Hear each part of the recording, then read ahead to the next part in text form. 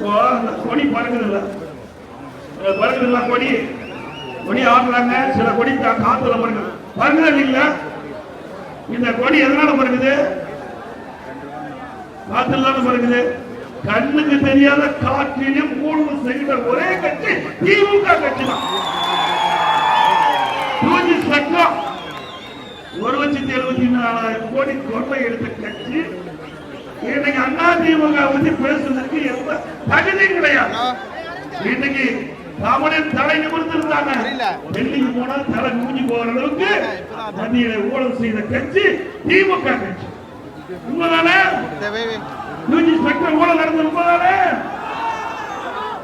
இன்றைக்கு இன்னொன்னு பேசுறாங்க மொழி இந்த மொழி பிரச்சனை எப்போ வந்தது? மத்தியில காங்கிரஸ் ஆட்சி இருக்கும் போதே வந்துட்டு அவங்கள போய் கூட்டணி வச்சிருக்கிறீங்க. அதுக்கு மேல இன்னொன்னு சொல்ற ஸ்டாலின்